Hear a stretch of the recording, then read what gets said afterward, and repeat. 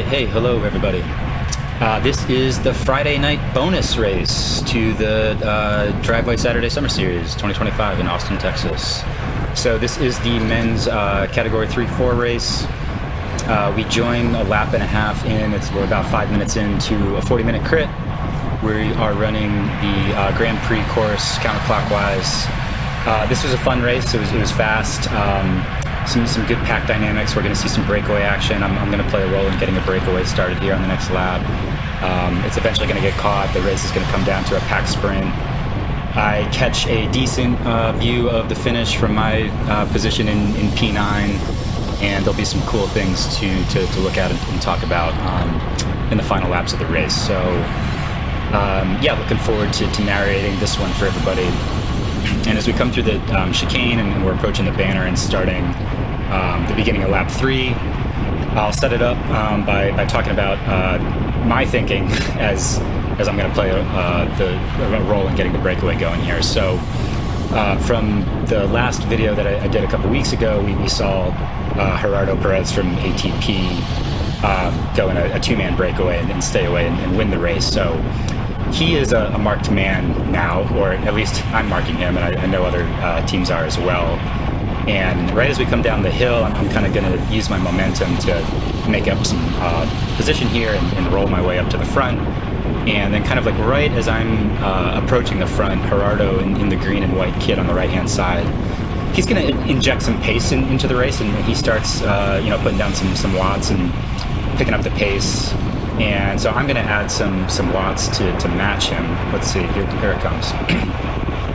He's going to be a little bit out of frame, but you see that I'm now over 400 watts because Gerardo has started to go on the right-hand side. I'm trying to keep pace with him. He's going to settle into the lead position in the pace line, basically, and he's putting in a big pull. There he is right there. And right as he finishes his pull and kind of moves off right and bumps the elbow, I'm going to use that as an opportunity to attack him. Because right as somebody finishes a pull, it's a great time to attack, right, if you're trying to leave them behind. So I get this one going through the turn. I'm riding on the front here. And I wish I had the rear camera. I'm going to set that up for next season. But right as we start on the back half of the straightaway, I look behind me, and I've got two riders with me. So Ethan Houston, there he is coming through from Violet Crown, is with me, and then Eduardo from ATP is here as well. He's a very dangerous breakaway rider. Actually, he took, I think, second place in that race that Gerardo won. So I'm very happy with the composition of this little group of three that we've got. And I'm thinking, yeah, let's go. And Edward's pulling hard on the front right now. I'm going to come through. So this starts as a three-man break, developing a little bit of a gap. We're going to be joined by one more rider initially who bridges across, and then a fifth rider eventually makes his way across as well. And so we'll have a group of 5 that winds up staying away for about 10 minutes before getting caught, and I'll talk a little bit more about that. But yeah, here we go. It's an early breakaway from the start, or early in lap 3 that stays away for a couple laps. There's our fourth rider right there.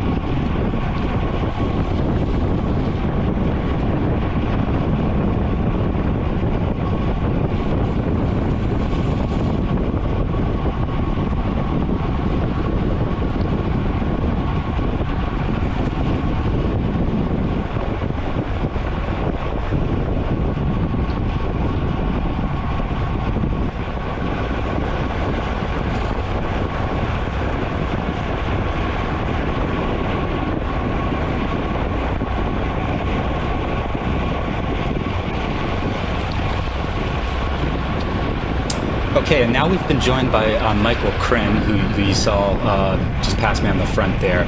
So he's also from Violet Crown. So this is our group of five, and this is interesting. When I saw that Michael had made it across, I was thinking that he was probably here to kill this break. The Violet Crown has been a sprinting team in the Cat 3 field this year. They've got a great sprinter in Colby, and a lot of their race tactics have been around setting up the sprint for Colby. So when I was initially dismayed when I saw that Michael had made it to the group, but then he's riding on the front taking big pulls right now, which I think is smart, because they now have two guys in the break. 2 out of 5 are in the breakaway. So, first obvious strategy is like let's ride and see if this break can stay away.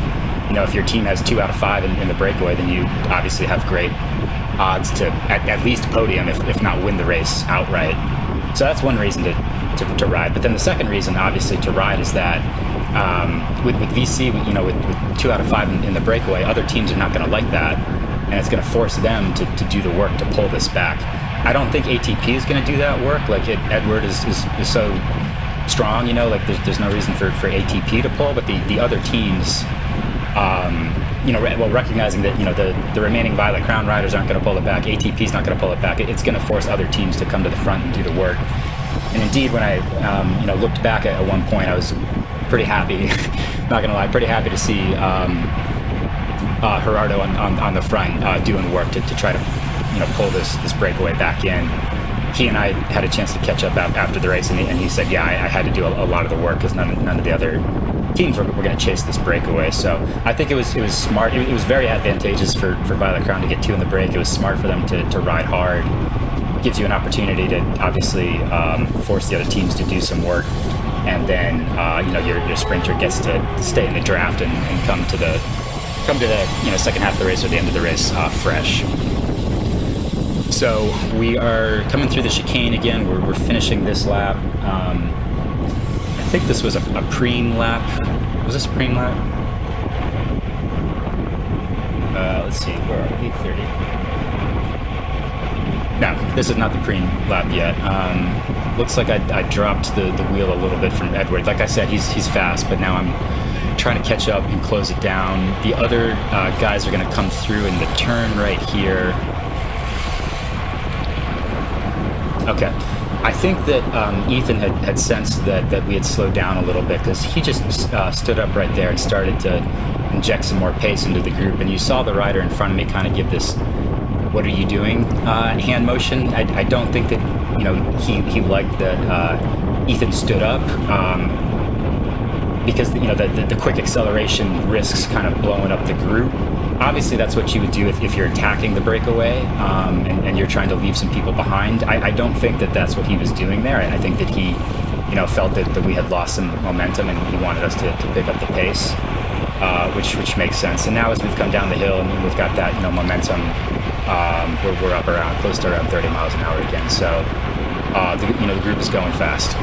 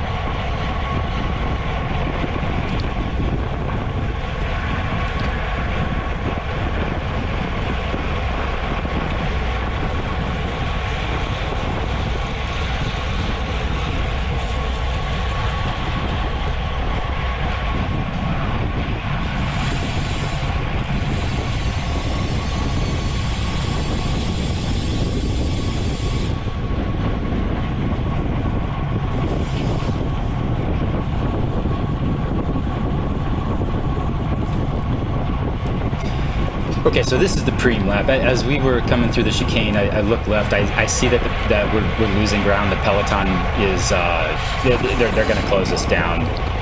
So that right there was kind of my last hurrah. Coming around Ethan, charging through the banner, collecting a preem. I'm going to pull off to the left here and kind of dump it a little bit. Michael is going to go again hard. I think both Michael and Ethan try to keep it going, try to stay away. You're going to see Gerardo and then I think a couple other riders come through, and the break is now getting reeled back in. He had kind of bridged for a second, but the group is basically all caught up at this point, and we're going to see it slow down a little bit at the front. So let's look at the data just for fun for a second here. So this is my ride file on intervals.icu. That's the kind of like analytics platform I like to use. I'm going to zoom in on this interval right here. So that was your breakaway. That lasted 9 minutes 21 seconds. Average power was for me was 290 watts, 181 beats per minute. Normalized power was 314 watts. So if you're curious, that's basically what the power data looked like through that 9.5 minute long breakaway there. And now I think the group is going to settle into standard crit pack dynamics for a couple laps. There will be some attacks in the second half of the race, and I'll be back to talk about those when they happen.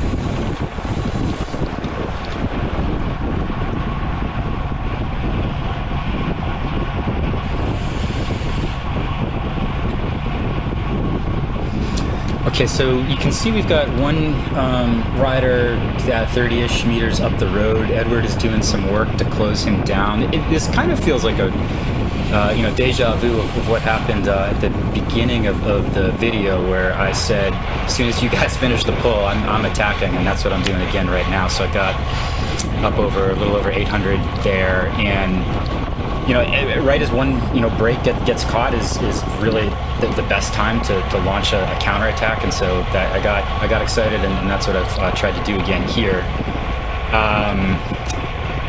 Probably a little fatigued, not as fresh as I was early in the race. I look behind. I'm desperate for a little bit of help right now. Cameron from VC, he comes across. I'm thinking, thank God, I needed some help here.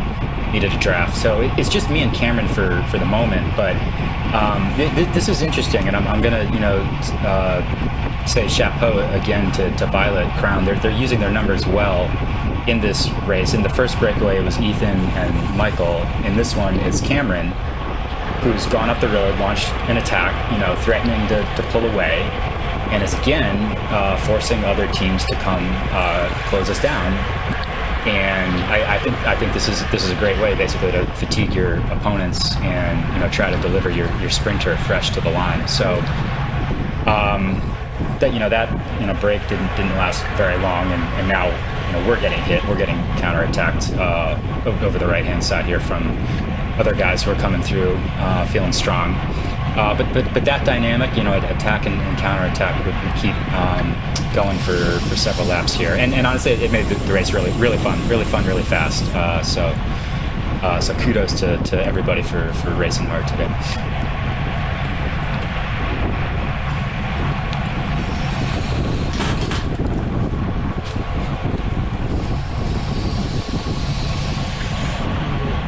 Rolling into 4 laps to go.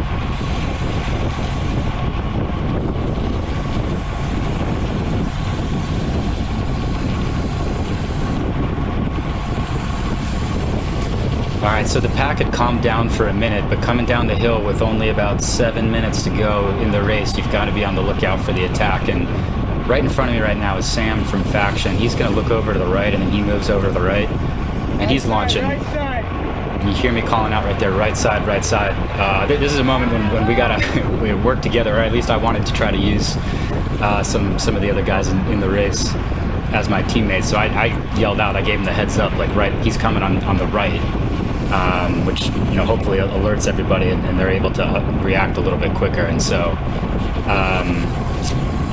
you know, the chase is on. I'm sure, like, Sam was looking to form a small, you know, group here that can hopefully stay away and go to the line. Again, there's less than, now we're at 4 kilometers to go in the race. So those late race attacks from a strong rider like Sam can be threatening.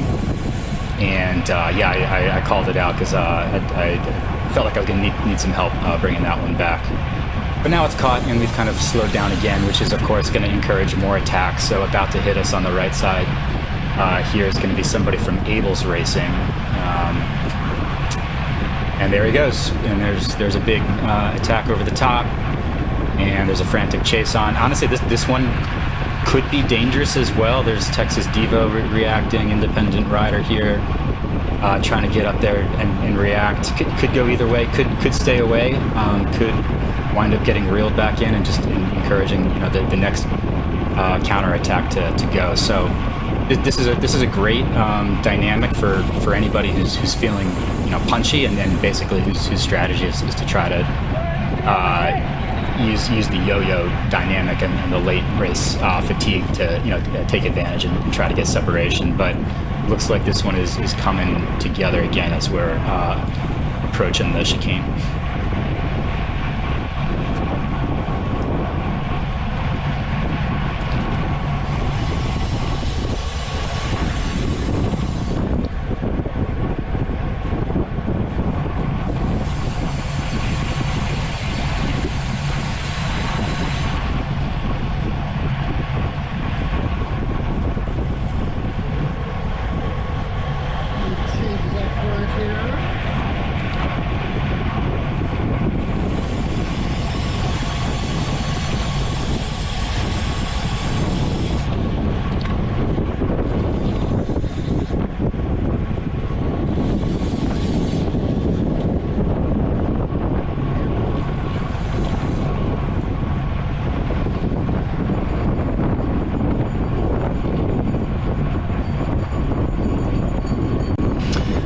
Okay, so there's the bell, and we've just come under the banner, so this is the start of the final lap.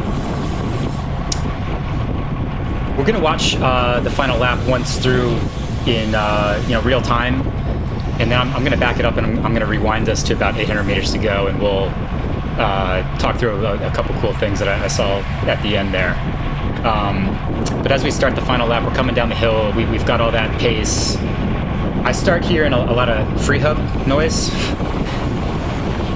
my own and others. So you see in front of me here, like we're coasting. The group is slowing down, and I don't like this because I think we're very vulnerable to getting attacked. You see somebody, you know, coasting past me on the right hand side, and I'm thinking, like, we need to lift the pace, or somebody, you know, coming down off the hill with all that momentum is just going to attack us, right? So right at this moment, you see Michael Kren there from VC, and kind of recognizes, like, we need to pick it up, and he stands up and starts putting down some watts, and now we're picking up speed. And this, you know, this is good, or this is good for everybody at the front, and certainly if you're trying to deliver a sprinter to the line right now, like this is the setup for the lead out. This is the lead out for the lead out, if you will. It's really important right now to keep the pace high so that everybody wants to be in the draft and they stay single file, and that makes it really difficult for anybody to feel like they can, you know, gain position by coming out of the line and attacking you on the right or left. So, you know, if you're part of a team right now and you're trying to set up a lead out, it's definitely like get to the front, keep the pace high, make it difficult for anybody to come around you, right? And so Michael does like a good minute, I think, more than a minute on the front. Just right now, he's pulling off to the right-hand side. Somebody from ATP briefly takes over, but at the same time, on the left there, I see Ethan in the purple VC jersey standing up, putting down watts, getting to the front to do the work. So I thought that this was like good teamwork from Violet Crown, like using their numbers, burning up riders a little bit, but keeping the pace high. And right as we come under 800 meters to go, half a mile, Cameron is going to pass us on the right-hand side. There he goes, standing up. And this is now like the final stage of the lead out. And it's a good setup. We see Colby's up there, number 74 in the purple jersey, has good position. So they're doing a good job delivering there, man. ATP is also in good position with 2 riders up there as we come into the chicane. So let's watch the finish.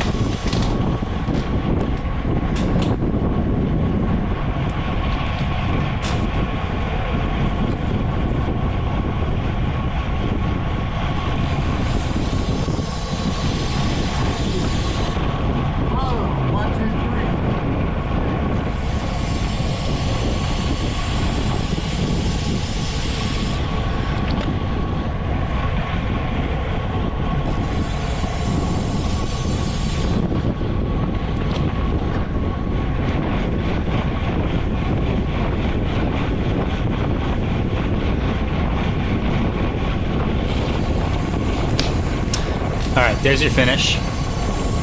Good stuff. I dropped back there a little bit. Let's back it up to, let's see, 3330. Okay, so this is 419 meters to go. And I'm going to advance us just like 1 or 2 seconds here. All right, this is the first thing I wanted to point out. Take a look at the lead rider on the road. He's just about to go out of sight around the concrete barrier there. That is Sam Aristizabal from ATP. He's going to be your race winner. All right, he's the victor today. And what I wanted to point out is basically look at that lean. Like, look at the lean as he's going into the turn there. That is like an intense MotoGP style, like hard lean. And I know I'm a little far back. I wish I was closer to get a closer up shot of this, but like from what I can see, the position looks perfect. He's got the weight on the outside foot. His knee is pointed right, like in the direction of the turn. His hands are down in the drops, like weighting the front wheel. This looks like perfect position. And you can see that he's opening up a gap right now. Like that's maybe only like 5 meters or so, but it's all going to make a difference because when you come out of the chicane, the right and then the left, there's only about 75 meters or so to go to the line. So like every inch or wheel length or bike length that you can gain right now is going to make a big difference in the sprint. And he's picking it up just in the very first turn. So let's watch it through.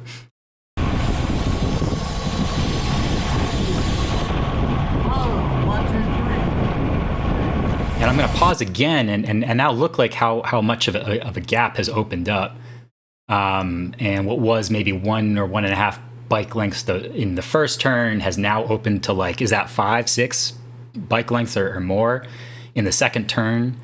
We can see that he's attacking the turn again really aggressively. I know we're looking from a distance here, but again, like you can tell, like he's leaning hard into the turn. The knee is pointed in the right direction. He's in the drops. He's weighting the outside foot.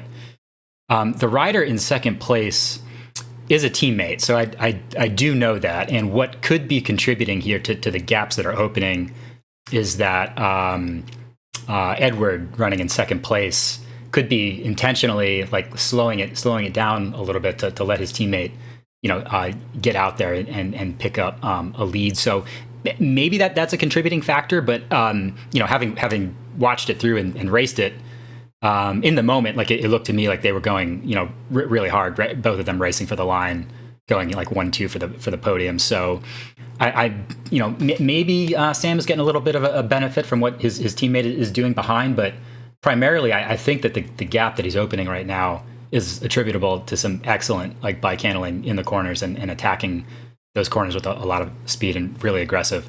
It's also worth pointing out right now for all of us who are trying to improve our finish and our positioning in these races, myself included, that I think one thing I underappreciated is that the position in which you enter this final 300 meters of the course and the final chicane right before the sprint, the position that you enter is in most cases the position that you're going to finish in. So there's 8 riders in front of me on the course right now. I'm running in 9th position. I finish in 9th position. Most of the guys that you see wherever they are on the road right now is where they finish in the race. This one is maybe not 100% decided, but it's like 80 to 90% decided by the battle for position right before the chicanes. I think the only person who makes up position here in the sprint is actually Colby from Violet Crown, who's running P3 right now, but is going to finish P2 at the line. So let's watch that happen.